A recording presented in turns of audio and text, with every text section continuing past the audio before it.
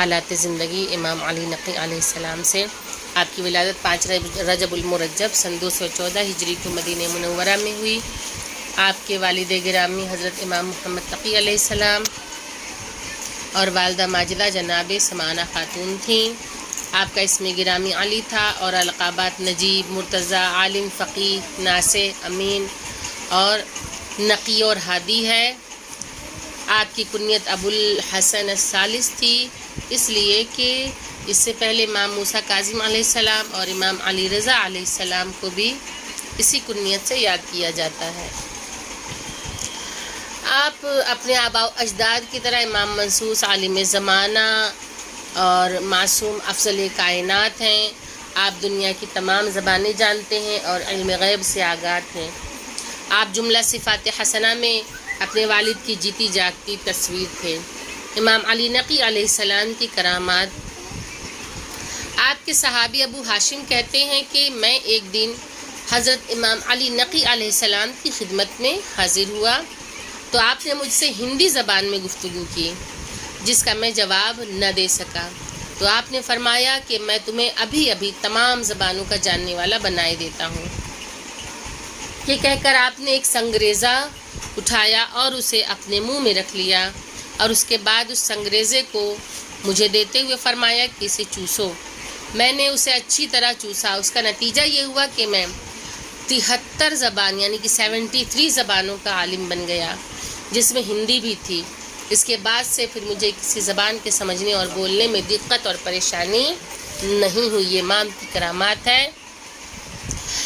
امام علی نقی علیہ السلام اور سال کے 4 اہم روزے کے امام اسحاق بن عبداللہ علوی عریضی حضرت امام علی نقی علیہ السلام کی خدمت میں سریہ مدینہ منورہ میں حاضر ہوئے تو آپ نے انہیں دیکھ کر فرمایا کہ میں جانتا ہوں کہ تمہارے باپ اور تمہارے چچاؤں کے درمیان مسئلہ زیر بحث ہے کہ امام وہ ہے جسے علم غیب ہوتا ہے اور امام کو بغیر بتائے سب کچھ معلوم ہے۔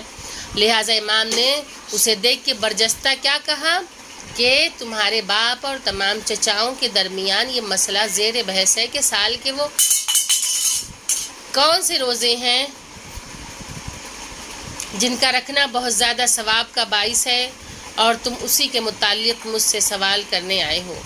اس نے کہا اے مولا و آقا بس یہی بات ہے۔ آپ نے فرمایا سنو، وہ 4 روزے جن کے رکھنے کی بہت زیادہ تاکید کی گئی ہے وہ 4 روزے ہیں کہ یوم ولادت باسعادت حضرت رسول خدا صلی اللہ علیہ وآلہ وسلم کے 17 ربیع الاول، اور یوم بعثت و معراج 27 رجب المرجب، اور تیسرا ہے یوم دحو الارض یعنی جس دن کعبے کے نیچے سے زمین بچھائی گئی 25 ذی القعدہ، اور چوتھا ہے یوم عید غدیر یعنی جس دن رسول خدا صلی اللہ علیہ وآلہ وسلم نے بحکم خدا حضرت علی علیہ السلام کو اپنا جانشین ہونے کا اعلان کیا، اور وہ ہے 18 ذی الحج۔ یہ 4 روزے ایسے ہیں کہ جن کو رکھنے کی تاکید کی گئی ہے اور ان کا اجر و ثواب بھی بہت زیادہ ہے۔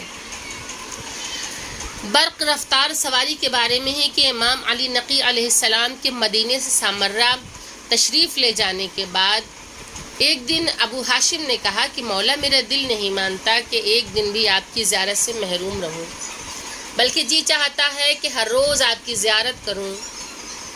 حضرت نے فرمایا کہ اس کے لیے تمہیں کون سی چیز رکاوٹ ہے؟ انہوں نے کہا میرا قیام بغداد میں ہے اور آپ سامرہ میں ہیں، اور میری سواری بہت لاغر و کمزور ہے۔ حضرت نے فرمایا اب تمہاری سواری کا جانور طاقتور ہو جائے گا اور اس کی رفتار تیز ہو جائے گی۔ کہ امام کی زبان کا اثر دیکھیے کہ امام نے صرف زبان سے کہا۔